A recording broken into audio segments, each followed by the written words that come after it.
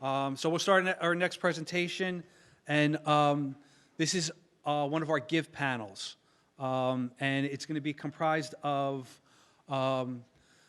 the Rochester Police Department, the Mohawk Valley Crime Analysis Center, which includes the Utica Police Department, as well as the Rensselaer County Probation Office. So our panelists, I'll go down real quick. Our panelists include Mike Curley. Mike Curley is a 14-year veteran of the Utica Police Department. He's currently assigned Night Shift Criminal Investigation Division, and he oversees felony-level crimes and a major crimes unit. Additionally, he serves as one of the department's 2 public information officers. Michelle Collver is a New York State certified level 1 crime analyst, and she works at the Mohawk Valley Crime Analysis Center, which is in Utica PD.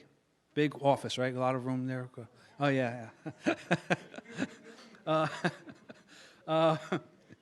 So she's been employed by the Finn Institute for 6 years, and her responsibilities include, as part of responsibilities include, but are not limited to, analyzing gun violence for Utica and Oneida County as part of the GIVE initiative.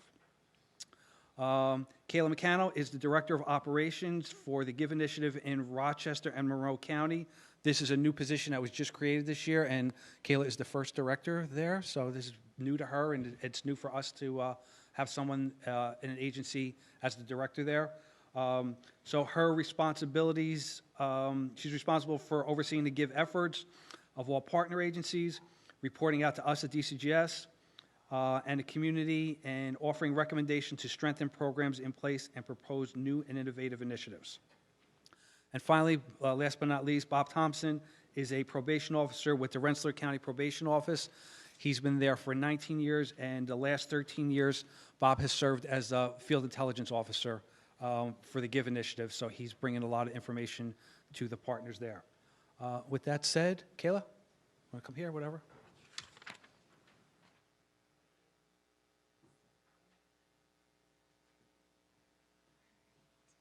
Thank you. All right, can everyone hear me? Are we good? Maybe? Perfect. Good afternoon, everyone. I will try to be somewhat brief and keep things exciting and light so that I don't put anyone to sleep. I know it's been a long day so far. So to give a little bit of background, because I think most people in here are from non-GIVE agencies, if that's correct. So just briefly, I have obviously a map of New York State, and I've highlighted all of the GIVE counties that are involved, have been involved since 2014. And for those who may not know or who are not geographically inclined like myself, here is Monroe County. Monroe County is home to about 750,000 people. And the major city is Rochester, home to about 200,000 individuals. But I think, like most counties, the city drives most of the crime across the county. So a few things that I'll touch on today is some of the partnerships in Monroe County, all of the agencies who are working on the GIVE initiative and have been working on GIVE for the past 6 years now. Some of the innovative efforts that are going on. I think Monroe County is really good at pushing new things, like a lot of other GIVE jurisdictions are moving into. And lastly, some of the procedural justice and community engagement efforts that we have picked up since last year. So first and foremost, and perhaps most importantly to the work that is done on GIVE, is the partners who are all involved. We have a wide range of partnerships in Monroe County, from law enforcement to, we have the city police department, the county sheriffs who are heavily involved, the probation department, Monroe County DA's office. Within that, we have the gun court that has been developed to kind of focus on the firearm-related crimes in the city. Research partners at the Rochester Institute of Technology, who are a big part of driving new interventions and helping evaluate the efforts. We have a really awesome GIVE analyst who's unfortunately been out for medical leave for a while, so it's been really tough to get picking up all of the things that she's done. But then we also have some really great outreach and social service providers who are on board with us for some of the efforts that I'll get into later. You may or may not be familiar with SNUG, the street outreach program across New York State that's modeled after the Cure Violence program in Chicago. And then we have Pathways to Peace, which is a city organized outreach group, and several service providers as well. And I'll probably echo a lot of places in saying that, again, the partnerships are critical. The information sharing and the communication between everyone, it really drives the effectiveness of our strategies. And I don't think that it would be as effective anywhere if, the relationships weren't there or some of the agencies didn't get along for whatever reason. So moving forward, within GIVE, you're probably familiar with the 4 evidence-based strategies that's been heavily talked about these past few days. And within those strategies, Monroe County is really good at looking to see how we can adjust the larger model of, say, focused deterrence or hotspots policing to add a little bit of proactivity or changing something a little bit to see how we can make it better. So I've got a lot of different programs listed up here. I'll touch on a few just to kind of give you an idea. We all know that with gun violence, a lot of issues come from several individuals or groups who kind of feud back and forth. We call those disputes or dispute-related incidents and retaliation. So we've put into place weekly meetings to discuss and identify feuding gangs or individuals, what some of these incidents look like over time if it started out over money or drugs or a girl, and where it has escalated over the past couple weeks or even months. And the hope with that is if we can identify some of these repeat incidents that seem to build up, that we can intervene earlier and prevent violence from actually happening, whether it be with a custom notification or helping someone move out of the city to get away from the problem people that they're associated with, offering them services, getting them a job, things like that. I'd be happy to talk about any of these afterwards, but for the interest of time, I'll continue on.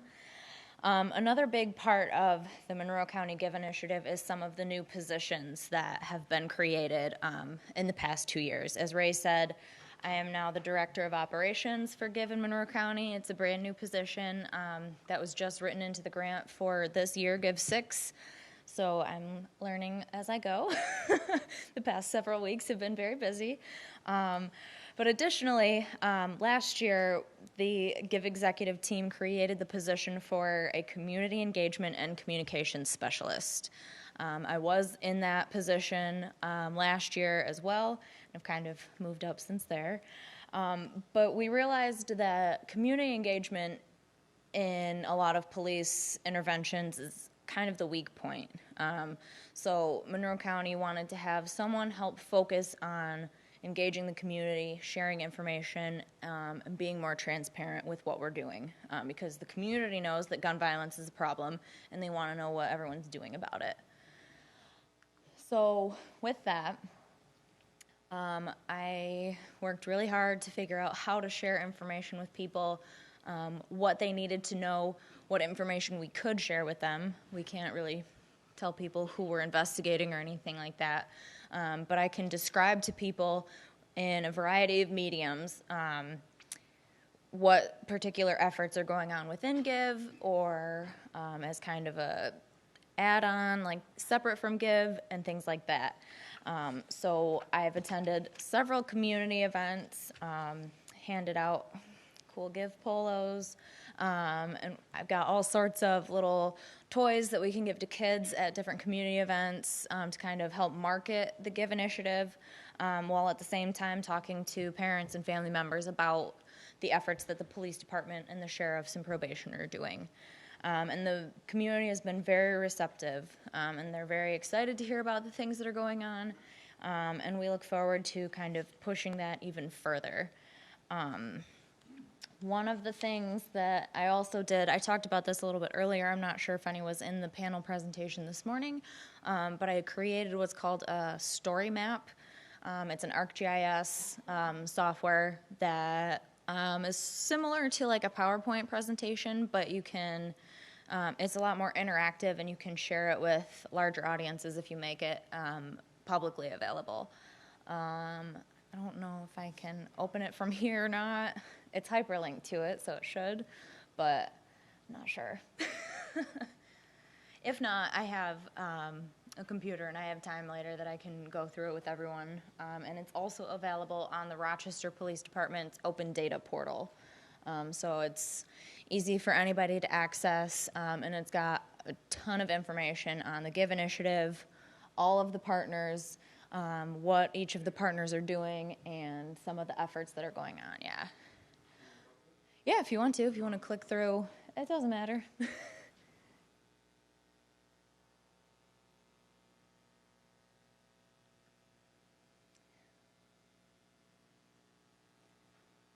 Yeah, so, this does work. So we have listed out all of the partners that are involved, and then you can kind of see on the map where, their headquarters are all located within the city or the county, and it's all interactive. You can click on one to read more and scroll through.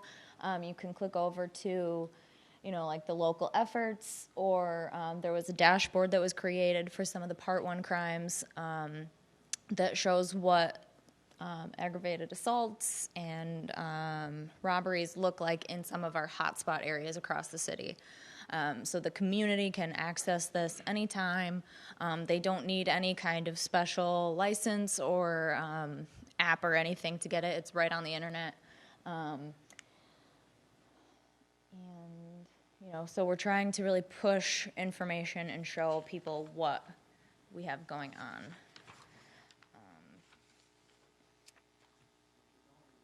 Oh, that's good. And then, I have pictures in case the internet didn't work. So that's about everything that I have. I have a few things that are rolling around in my brain, especially after this symposium, to push even more ideas and more proactive efforts across the county. And as the GIVE director, that's part of my role now, is to identify things that we're doing that might not be as effective as we like and determine how we can make it better. So that's all I have, and if anybody has any questions, I'll be around.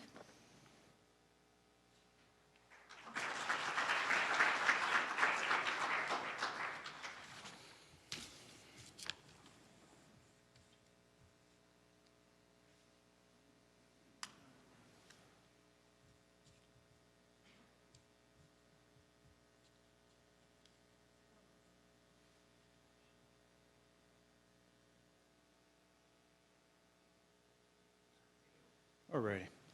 So I just want to give a brief outline of our department. We're about 165 big. We have about 70 members in our patrol division. We have 4 dedicated GIVE personnel, 2 of which are FIOs, myself as a sergeant, and Michelle, who kind of holds the glue together as the crime analysis. GIVE has 4 main components: focused deterrence, hotspot policing, crime prevention through environmental design, and street outreach, all which under umbrella of procedural justice. I know we kind of heard all these terms throughout the symposium, but they're hammered home individually because they're that important. Evidence-based policing through all of these initiatives means something and they matter. So our hotspot program exists in that every time a shots fired incident comes in, we create a very minute location-based hotspot. We don't have a corridor, we don't have a block. Wherever that location is, that's a hotspot. It's open for 30 days, of which is patrolled by each shift. So we have obviously an A line, B line, and C line, plus our tactical unit. Those officers are required to spend a certain amount of time in that hotspot, and over the course of the 30-day period, we see, has any more hotspots, or has any more shots fired originated? Has the crime gone down? Has other crime been originated? That's all tracked through our crime analysis center that Michelle's going to bring up later. So through that, we also have our hot person tablet. Hot people are under our focused deterrence program, which are developed to focus and target the most dangerous offenders who we've developed to determine there's driving our gun violence. we developed kind of like a scoring system. So we went to some trainings. DCGS has been fantastic with providing technical assistance and things of that nature. So in one of the trainings they developed, I think it came out of Cambridge, that they provided a scoring system for their top offenders. We start with the number 3. So the number 3, have you been previously involved in any dangerous or violent crimes? Number 2, are you currently on probation or parole? Have you been involved in any other kind of domestic level crimes and things of that nature?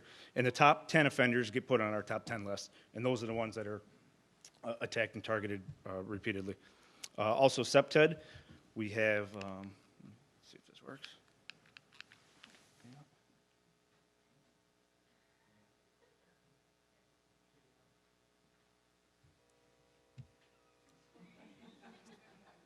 There you go. Keep going, SEPTED. Those are just things. All right, so our SEPTED strategy is a little bit different from most. SEPTED is crime prevention through mental design. We don't necessarily have much of an open air problem. You know, our shots fired aren't in our parks. They're not at our corner stores. They're not in the middle of the street. Currently now we have a lot of drive-by shooting problems, gang-related issues, things of that nature. So our strategy has been to develop, we have an Armadillo program, which is an out-of-use, like a Brinks truck that we've outfitted with a series of cameras, motion sensors, sound, things of that nature. We park that in our hotspot areas in the hopes that it deters crime. We also initiated a surveillance camera program, of which we have 16. We've also partnered with the city to kind of tie into their program, and we're looking to add some more. Street outreach, we have a pretty robust, we call it our SOS program, or Save Our Streets. Patrick Johnson upholds that. He has a team of about 6 members that are on call 24 hours a day. Any kind of shooting, they come in. You know, obviously the lack of witness-victim cooperation is a big hindrance for not just us, but everybody. They come in and they try to talk to the victim or witness and gain some cooperation, and just not to put their name out there to say, hey, if you don't want to talk to the police, talk to us. We'll facilitate anything we can. Additionally, through our street outreach, we provide $500 in gun reward program money, completely anonymous. It doesn't have to be a conviction upon arrest. It just has to be an arrest. Any individual that is found with a handgun that you provided anonymous information for, you're eligible for a monetary fee. Some of the things that GIVE did for us, obviously, I think it'd be remiss without thanking DCGS just for the monetary and budgetary assistance that they've given us. You can't do this without money. You know? So our 2 IFOs are funded completely. Our crime analysis is funded. We're funded through overtime things of that nature. That's been a big help. This is all something that I think everybody, if you're here or in the symposium, any GIVE district has a problem, obviously, with shooting investigations. But to have the resources and monetary allocament to put to that, I think is huge. You know, GIVE also gave us the structure. So any department can be probably good at one of these things. You're maybe good at focus deterrence. You know who to target. You're maybe good at hotspots. You can put your dots on the crimes. You're good at SEPTED, or you're good at street outreach. But GIVE gives you the umbrella to do them all at once. You know, so any good street cop can go out there and get guns. Now, any of our patrol officers, we have the ability to send out that information department-wide. We have the ability to put it out through the CAC, things of that nature. One of the biggest things we found beneficial to us that I think may be a problem elsewhere is our partnerships. So we didn't have the partnerships with the problems through probation, parole, state police, things of that nature. That came naturally to us. The partnerships internally was where we found some of our difficulties. Was the buy-in there? Was the institutionalization there through our criminal investigation division, through our narcotics unit, things of that nature where previously those guys wanted to hold on to their information. They didn't want to share it with the GIVE officers. They didn't want their investigations hindered in any manner. And we found that through GIVE and through the institutionalization within the department and the trainings and things of that nature, that we found that the cooperation we have now has gone dramatically up, and our shootings have gone way down. So this year we have about 7 homicides in the city. We average 7 to 10. So far we have 0 shooting homicides. That's completely unheard of with Utica. Most of our homicides have always been shooting homicides. This year we had one that involved a little weird situation, but we'll talk about it after. So that's been certainly one of our most beneficial things. We've had 7 FIOs in the course of 6 years. And that's certainly been one of our hindrances. Each FIO comes in with his different set of strategies that he wants to do, a different idea of what he wants to do. And to get the buy-in from that perfect individual, or that person individual, has been one of our biggest hindrances. Thankfully, our supervision structure has remained the same over the last 6 years. We've kept the same lieutenants and sergeants who have been promoted, have been allowed to stay in the GIVE program. So to keep the idea and kind of keep the young guys that come in, we have 2 great FIOs right now who are hard charging, they want to do the job, and they're buying into the program completely. That's been pretty fantastic. DCGS make a big investment in us, and we want to give back, and make sure that we're doing what we got to do. We've had a couple major success stories with respect to evidence-based policing and finding out who the top offender would be and where he would be at a particular time. One specific one happened a couple years ago. We knew that an after-hours location, a bar, was a hot spot. There was a couple shots fired. Numerous people have been arrested in and out of the location with guns. Michelle's diligent work set up a particular location at a time that these things would happen. It was a Saturday night about 1 a.m. We were partnered on a ride-along program with the state police. One of our officers in the state police were parked in the parking lot. They just pulled up, and a shooting took place. There was 4 individuals that were struck by an individual. Our officers chased that individual, ultimately ended in an officer-involved shooting. Thank God no one was killed in that particular incident. But because of the dots and the time and the effort that Michelle put in to know that that would happen at that particular location, it stopped and no homicides were occurred. Also in April and May of this year, we average about 24 to 30 non-fatal shootings every year in Utica. We had 18 in just a 2-month period for that time. So we said, what the hell's going on here? Obviously, there's a major incident. We need to figure out what's going on. So what part of Give Up also, excuse me, and the Focus Learn program is that what we determined to be a triggering event. So anytime you've noticed that your individuals, the individuals you have highlighted are driving the gun violence, are continuing to drive the gun violence, even if you've had your formal call-ins, which is when you invite individuals in, you provide a message and swift and certain consequences to them should they not adhere to the message you put forth. You provide them services, social work, things of that nature. They don't listen. Obviously, they continue to do that. We determine a triggering event. The next individual from that particular group that shoots anybody or kills anybody, we're going to target that particular group. So for about a 60-day period, we just hammered these 2 groups. Hammer. No, anyway, codes enforcement, home enforcement, shut off their cable, things of that nature, anything we could think of. So we arrested probably 5 or 6 of them, most with gun crimes. And then obviously we started listening to their jail calls. And their jail calls basically said, we're done with this shit. We're sick of it. We're sick of getting harassed by the police. Since then, we've had 0 shootings between that entire group. So 24 or 18 in a 2-month period, down to 0 between that group. It obviously works. These evidence-based strategies work. Give works, and we're very proud to be able to partner with DCGS and the things they've provided us to be able to do it. We're still learning. After 6 years, we don't know it all. We've had immense help with the Syracuse Police Department and the Albany Police Department have come in. We've gone there. Those partnerships are fantastic, and the things that we've learned from them. Some of the things that we've kind of learned through the symposium, I think that we're going to implement going forward, is some roll call trainings. We don't have, so people know Give, they know it provides overtime, they know they can sign up and go get gun guys. They don't know this, they don't know the 4 tenets necessarily. They don't know the overreaching umbrella of what it does. We need to do a better job of teaching our young officers that. We have a young department who's willing to buy in. They don't have the old customs of, I don't want to do this shit. I'm an old police officer. I know what to do. I don't need this new stuff to come in. We're going to do a better job of that. We're really going to start some kind of academy training, so it's off-the-ground learning, that there's no ingrained thing that, these guys are getting their block through the academy and things of that nature. And obviously, any assistance, anything we can do, or anything you guys can help us do better, really appreciate it. Thank you very much.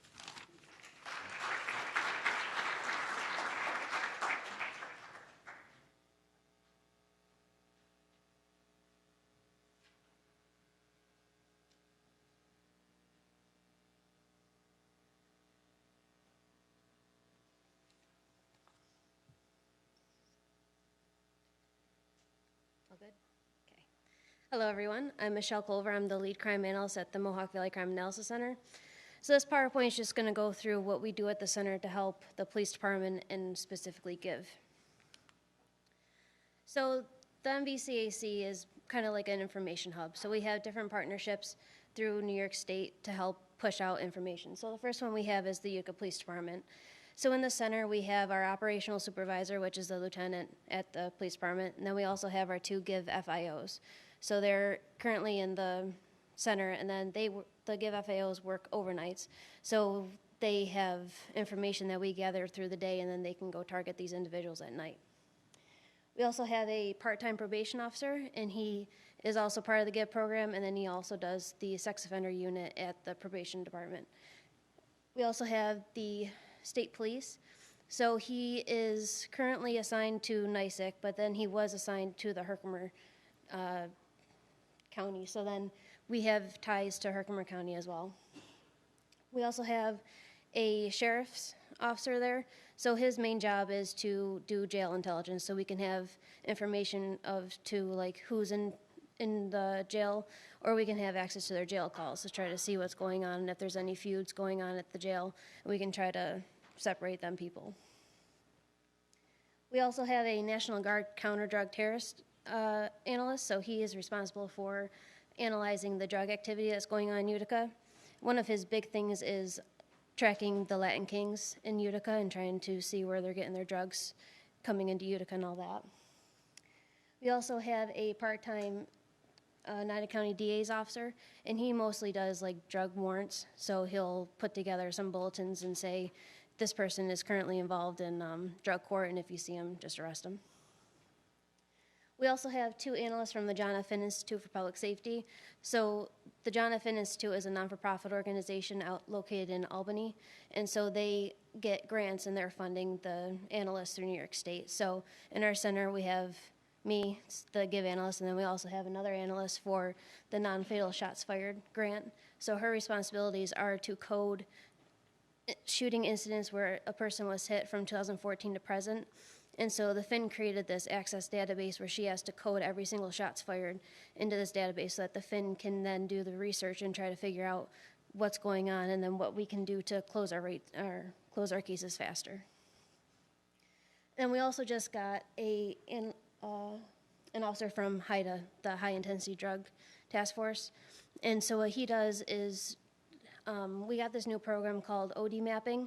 So what it does is that if there's an overdose in Oneida County, then the reporting agency will put it into this program and it'll map all of the overdoses that occurred, and then it color codes them based on the drug that was used.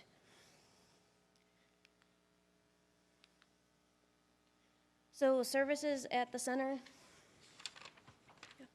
We do informational bulletins, so that is just like attempt to identify as officer safety, and those bulletins get sent daily through our distribution list. So then our distribution list has all the officers from Utica Police Department, has officers from probation, parole, ATF, FBI, and then also local agencies, so like Whitestown Police, Yorkville Police, and then we also have local colleges, just in case they see an officer safety and this person comes up on campus and they know if they see this individual, just be cautious, he might be violent. We do link analysis, so that's I2 link analysis, and so that's mostly used when we're on wires with like the state police. They have a whole bunch of information, they're trying to figure out who is connected to who and who needs to be targeted. So with I2, it links together all this data, and then it like brings in pictures so you can just see the lines, and it's easy for them to figure out that this person is the bad guy. And there's examples of this in future slide. We do trend hotspot analysis, so that's like what Sergeant Curley was saying. Every Friday we do a saturation report, and on that it gives you hotspots of where the most shootings have occurred in the last 3 months. So then when our TAC officers will see that they can target this specific area, and then they could have a good chance that there might be a shooting there. We do heavily of social media monitoring. At the center we have covert Facebook, Snapchat, Instagram accounts, and so every single day we try to look at these accounts and then figure out where parties are occurring, who has guns, what beefs are going on. So it's a great thing of getting information from. We also have facial recognition through HIDTA and eJustice. So if we have a picture where someone was looking directly at a camera, we can submit that into the system, and then we could hopefully get a ID based off that picture, because with the facial recognition, it pulls all of the booking photos from New York State and New Jersey. So hopefully this individual has been booked before, and we can get a positive identification. And then we also do OD mapping, which is that mapping of overdoses. Digital signage, so those are TV stations that we have, and it's a program where we can input information, so all of our bulletins that get pushed out, it can go to this specific TV program, and then all the agencies that are connected to it can see it. We also do license plate reader requests. So in our center, we have access to LPRs that are located in Oneida County, and then through our partnership with the New York State Police and HIDA, now we have access to all of the thruway, and then we have access to New Jersey and New York City. Then we also do cellular data analysis, so attached to the Crime Analysis Center is a cell phone lab. So we have Cellbrite, so if we have a cell phone from a crime scene, then they can get into it and get all the information, which has been helpful for homicides. So these are some of the informational bulletins that we provide. So officer safety awareness, so those typically are, if we find someone on Facebook that has a gun, we will create a bulletin of officer safety so that this gets sent out, and then everyone will say, they'll read it and then be like, this person just posted a picture on their Facebook with a gun, just be careful, maybe armed with a firearm. We also do a GIB bulletin, so as Sergeant Curley said, those are our GIB bulletins with the top 10 on it, so then if you guys are on the street, and then we can let you know that this person may be in possession of a firearm. Then warrant, wanted for crime, wanted for questioning is explanatory. Attempt to identify, we mostly get those, so if an officer has a larceny or a homicide, if they have a picture and they want to identify, then we push it out, and then they can hopefully get an identification and solve their crime. And then potential terroristic threat, we've done a couple of them. So there was one time there was a guy located in Utica, and he was considered a terrorist, and so we put a bulletin out there just saying be on the safe side if you see him, because you don't know what's going to happen. And then notification and demonstration is just like when we have Antifa in Utica, so if they plan an event going on, then we can let the officers know that this street might be blocked off because they're going to start something. So this is an example of our officer safety awareness bulletins. So the one on the left, this was located, there was a Snapchat video of these guys, and in the video there was a table full of guns, and they were just racking them and then just like showing off to the camera what they could do. So we put off an officer safety awareness just to let them know with these guns they may be involved. This individual right here, he was arrested on October for doing a shots fired on Whitesboro Street. And he may have used one of the guns that was located in the video.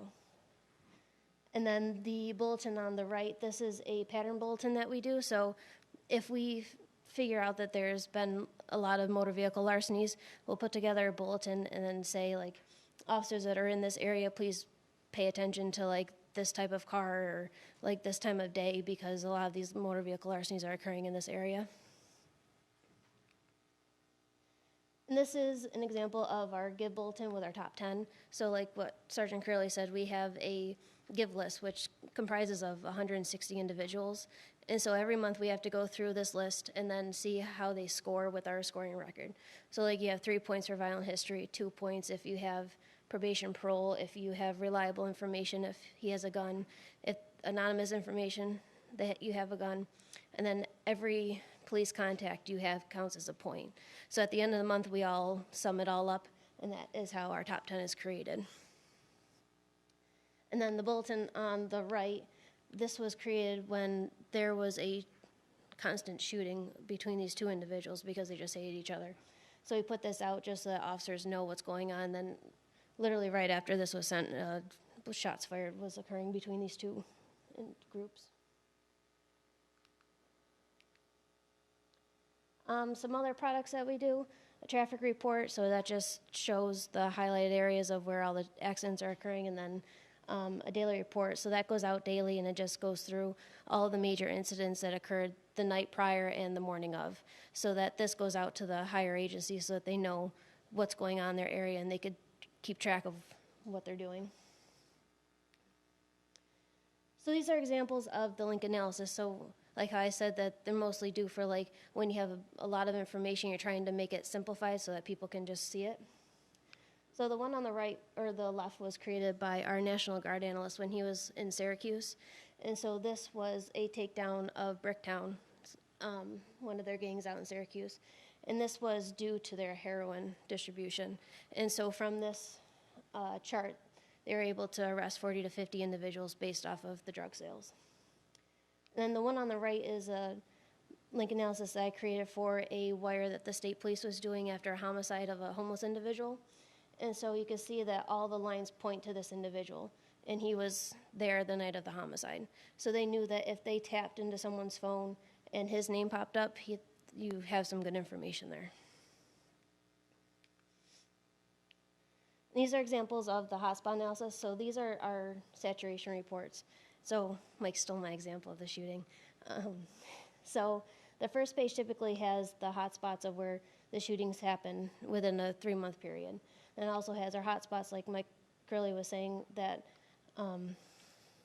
soon as a shooting happens, and that's created a hotspot. So police can go and then try to target that area before a shooting happened. And on the next page is the events that are occurring that weekend, so that this bulletin will go out to our tactical unit. And then if we think that this party may result in a shots fired, then their officers will go target the host and then tell them, you know, this is going to happen if you don't cooperate, and then all this. And then on the right is a Part 1 crime report that our analyst creates. And so it goes through all the Part 1 crimes that occurred within a week. And then if there's a pattern, that we highlight it. And then once this gets sent off to the executive staff, then they can create details in order to like decrease any of the patterns that are occurring. So another thing we do is social media mining. So this lovely individual on the left, she was wanted by New York State Police, Probation, and the Utica Police Department. She would do larcenies, and then she would do robberies. So every time there's a shots fired, I have to do an email that lists all the probationers that reside around the area, so that our probation officer will go and talk to them and see if they had any information about the shooting. So I knew that probation was looking for her, and I got a notification on my phone saying that she was live. So I was watching, and then I was watching for like a good 3 hours. And so I was telling the warrant guys from probation that she was live, and then I was telling about like what the house looked like, if there's any people in the house, and she was blaring music, so I just let them know everything that was going on. And so eventually she said that her brother was coming home. So her brother was just being released from prison. So then I alerted docs, and then they created a detail where they were going to follow the brother home. So she's still on live, and she's so excited that her brother's coming home. And so I get a text saying that they're at the house, and I asked if they could hear this song, and they said yes. So then all of a sudden you hear a knock at the door. She turns the music down, and then all of a sudden she starts running. And so she ends the live right when she goes into the closet. So I'm texting the probation officer. I'm like, just so you know, she just ran. The live is off. She's in the closet in the back. So then as soon as he got in there, went into the closet and got her. And then when she was getting transported, she kicked open the door and then broke an investigator's nose. This picture in the middle was from Facebook, and so this individual right here posted it, and right after he created a shots fired. So we knew that these individuals were involved in the shots fired, and we knew that it was an after party. And then this guy right here, he would always post videos of this gun, and I would always send like an officer safety email saying that this person keeps sending pictures, and then it's some type of handgun with a laser. And so I was probably bombarding the Give FIOs and Mike saying that this kid, you need to get this right now because he's part of this group. And so they created a detail one time, and then they found him, and I got a text at like 2 o'clock in the morning saying that they got him with a gun. And then I immediately woke up, and I'm like, is it the gun with the laser? And they said yes. So that officer would always say that based off of the intel that we've got from the center, that was more than enough to try to find this guy and then get him off the street and get that gun. And then we got news that he pled guilty, and then I was in Florida, and I was literally dancing in the street. These are some examples of our investigative products. So we have a quest for information. So that just lists of all the data sources that we have at the center. And then our National Guard analyst creates baseball cards. So if there's a target individual that people are looking for, this baseball card will have a picture of them, and then it'll go through their Facebook, social media accounts, and then their associates, family, known addresses, and then their vehicles. So this will go out so that someone can target them immediately if they see anything. So some success stories that we have from the center. We have one from our poll camera, which is this picture right here. So this was located at one of our hotspots, James and Dudley, and just so happens that they captured a shooting. And so the suspect right here was then shooting at this guy over here, and he got shot in the ankle.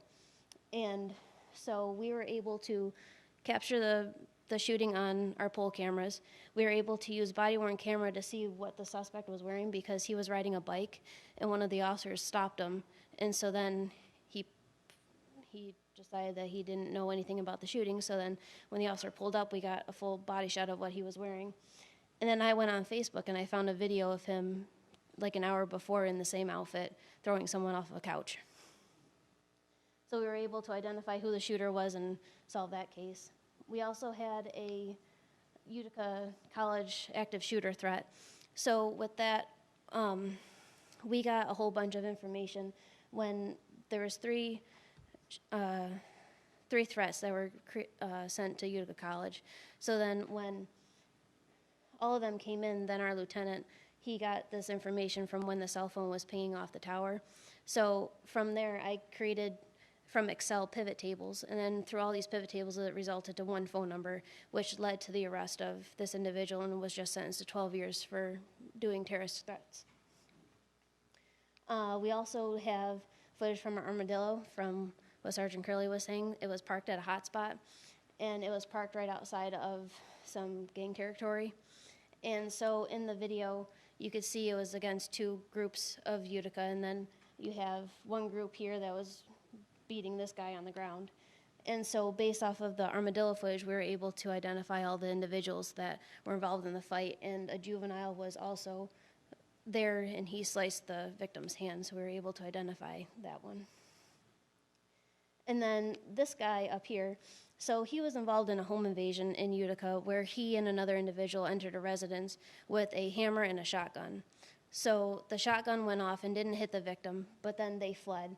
And so I was helping the marshals in our warrants unit try to figure out where this individual was. So we had information as to the individual was fleeing to Poughkeepsie. So I would go on his Snapchat and take videos of all of the videos that he was posting on there and then send it to our warrants unit. This video right here, he was pushing a cart down a street. And as soon as I sent that to Poughkeepsie, they knew exactly where he was. So they were able to apprehend him and bring him back to Utica to get him charged. So those are some of examples that we've had for GIVE and for the center to help Utica Police. And that is my contact information if you need anything. Done.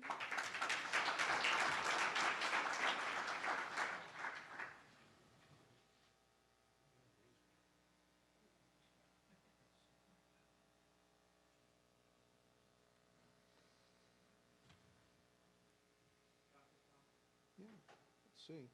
Okay. Good afternoon. Am I too loud, or is that? I'm loud, I know I am. What I really want to do here is give you an idea of what the Rensselaer County Probation does for its GIVE details. So I'm going to go through some of this stuff really quick. Some of this stuff is really basic. I apologize because it's probably going to bore some of you. Rensselaer County Probation Department, we have 2 FIOs. Myself, and we have Kevin Mohan. Kevin, why don't you stand up, show your sexy self.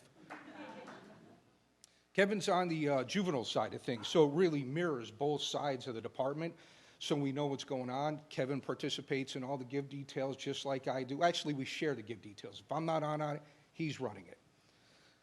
So quickly, I'm going to go over the hot spots, hot people, persistent offenders, probation, GIVE details, procedural justice, how that's incorporated, some statistics, and I'll probably have enough time for at least a story or two. So the hot spots, That's obviously our high crime areas. And typically what happens is we'll have Troy Intel meetings that typically are twice a month, and we have a GIVE meeting that's once a month. That's 3 times we're getting together with the Troy Police Department. Anybody from Troy here? Oh, so I can bash the shit out of them. Okay. All right, so we get together with Troy. It's generally, like I said, it's 3 times a month. The crime analyst will review the hotspots, emerging hotspots. I like that term. You guys probably, how many probation officers are here? All right, you've got quite a few. So you know about those families as soon as they move someplace, whether it's north, south, east, or west, trouble seems to follow them. That starts becoming a new hotbed of activity until they move some other place. Anybody from Albany? Good, because just a couple of people. I'm trying to push our people over to you guys. I've even said to the county, why don't we just pay them to move over to Albany? It would be cheaper for us. So the analysts they'll identify the crime trends, shooting incidents, so we're on board and we know what's going on with that, assaults. We'll take this information back to the department. And based upon that information, that's going to drive our GIVE details, and I'll get into that in a little bit. Funny, I'm flipping my sheet. I have, like, literally no notes on here. I'm, like, still referring to it, though. Okay, so our hot people, those are our persistent offenders. Classified by the risk assessment level through Compass. Obviously, their criminal history. I mean, this is all basic. I know you guys probably know this. The intel sharing through the FIOs, the ACAC departments, NISIC, and the knowledge base of the POs. I kind of put that bold right there. That's huge. I mean, that's what's driving all our GIVE details. Of course, we'll take some of the information that's coming from Troy PD, and we're targeting the hot spots, but it's the line POs that have their finger on the pulse of what's going on in the community, just like the FIO. So we're taking all that intel share, and we're trying to break down those silos between the departments, which I love that term. I've been hearing that, so I had to throw that in somehow. But between us and Troy, we're really good at communicating with each other now. And I failed to mention, as far as those intel meetings go, that's parole. You're going to have troopers there. You might have ATF there. Whoever wants to show up at the meeting, sometimes there's a lot of people, sometimes there's very few. Never a shortage of information that we're sharing. Just like any other probation department, the red flags that we want to pay attention to. Positive drug screens, how big is that? How many FIOs are in here? So you guys are probably doing a lot of debriefings just based upon that. You get somebody tested positive multiple times for cocaine or meth or whatever, that's in-house. That's an easy sit down and interview somebody. Social media. I'm not very good with social media, but I have some people in our office that just can't stay off of it. So I use that to our benefit. And they're fantastic at knowing what people are doing in the community and what's going on. Anybody from Snug here? Okay, just want to make sure. Hello, how you doing? So we'll use some of the social media stuff to benefit us as far as, who we're looking at, who we're investigating, what they're doing. A lot of times we'll walk into people's apartments, we're in their residence, and rate their social media account is up. Hey, heads up, probation's out in the community. I mean, you guys probably see that yourself when you walk in there. Somebody's texting. You can see these things.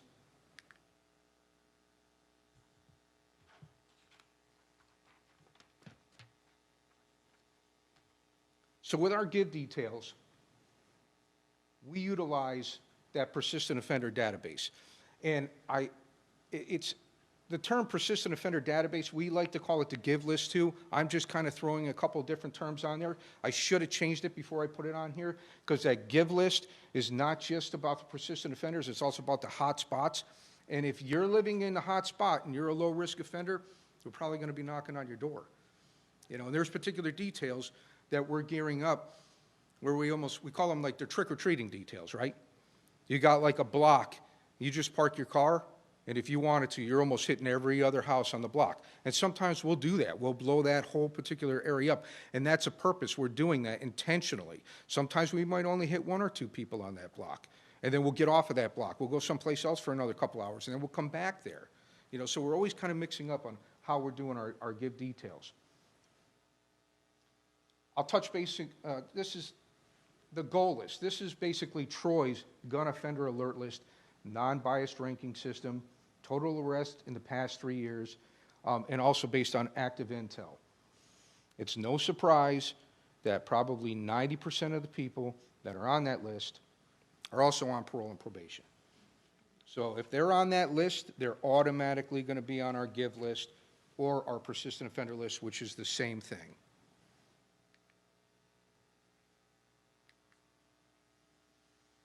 So at the intel meetings, we're identifying what the problem is.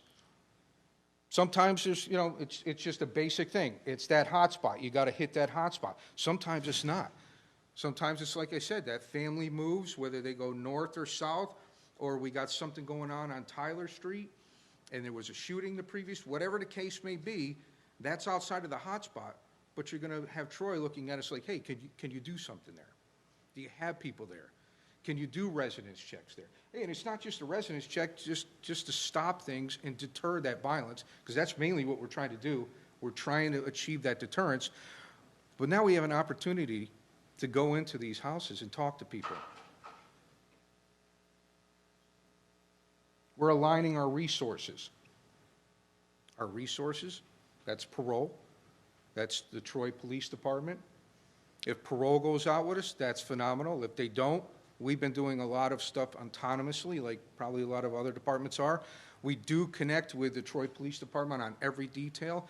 We've been through the ebbs and flows where we've had them out on every single detail, and then we've been through where we don't have them out so much because of their funding limitations. If that's the case, we're always contacting the desk sergeant. We always let the captain know beforehand. We let the chief know, who forgets to let the captain know. Okay, so we follow up with all that, make sure everybody knows what date we're going out. And this is what we do. We do residence checks. We'll do warrants.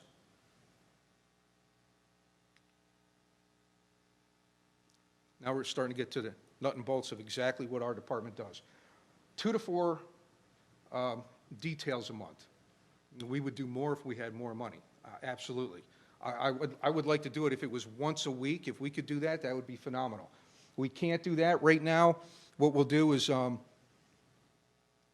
do like 3 details. We'll dry up a little bit in the colder weather. We'll take advantage of not too much activity going on in January and February. And if it does happen, well, then we'll hit the streets again. If it doesn't, we might only do 2 details for the month of January and February.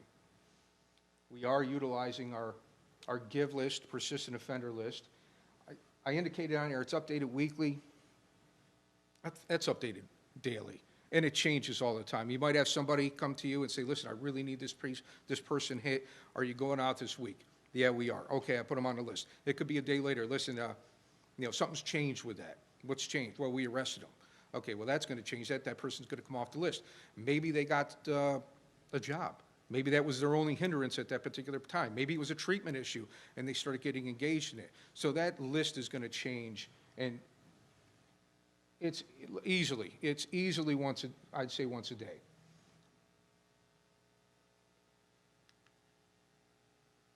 Okay, so now we're going to talk a little bit about how we implement procedural justice into our details. And, this is just real basic stuff that's been tossed around.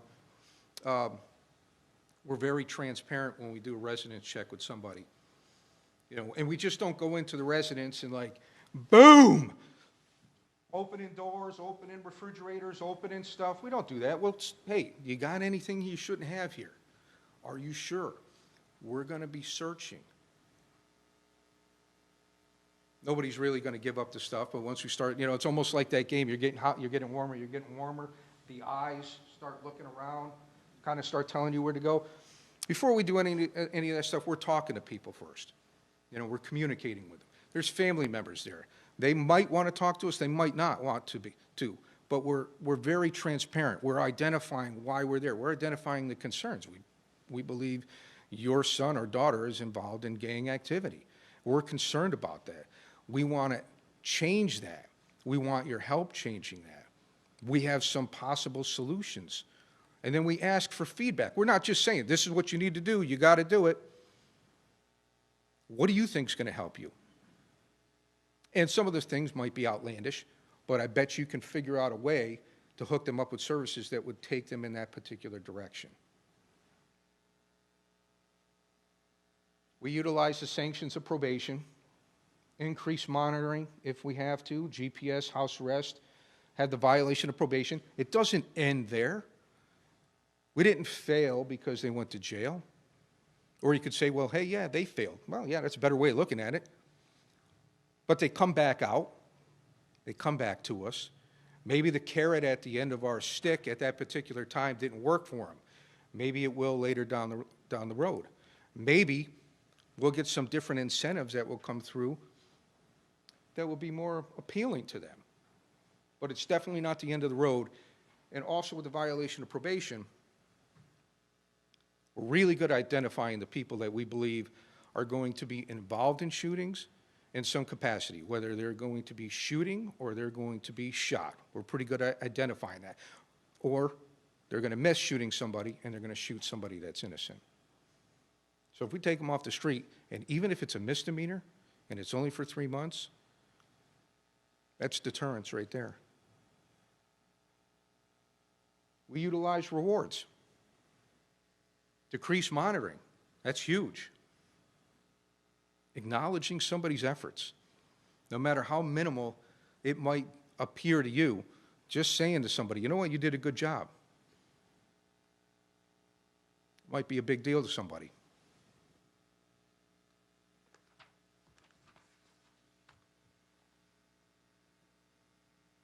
That's the list. That's it. Real simple. Right? On the left side, I got the PO numbers. So that way, we go out as a team when we do our give details. We don't do things where it's like, you know what, I only go see my probationer, you don't go see my probationer, you go see your probation. We don't do that. You know, this is a team effort. So we take advantage of going out in the community and seeing everybody's probationer. But we don't have a lot of knowledge about everybody's probationer or who the hell they're even on with sometimes. So this is where the list comes into play. So right over here, all right, I'm going to know that that person's on with that particular probation officer by their number. Obviously, we're going to need the address. That's goes without saying. Whether they have a warrant or not, that person does right down there, felony warrant. We picked them up on that night. This is really big here. You can't really see it because I squeeze everything together as much as I can to get everything on one sheet. Because if I don't, you've got that extra sheet going on there. We'll be walking around with 40 pages in our pocket. So I don't know if you can see some of these things. Basically, just gives some basic information on what we're doing that particular night, what we're focusing on with that particular person. And this is pretty much driven by the probation officers, just sending it into me and Kevin. That's the write-up. Within 24 to 48 hours, we do a write-up, and we share that with all the departments that participated with us, and we share it with the department, so the probation officers are getting that, and then they can put that into their notes. Just articulates what, well, let me go back there. Just articulates what happened from that particular night. How am I doing, Ray? I'm right there. I'm right there at the time. Okay, so that's what we did one give night, 6 guns. That's what we did from targeting a CI, or actually, we targeted a probationer, arrested him, debriefed him. That's what he generated in 1 year. Right? That's what the department's done from give 3 to give 5. 40. Woohoo. Right? That's a big deal. Right? I think, thank you for your time.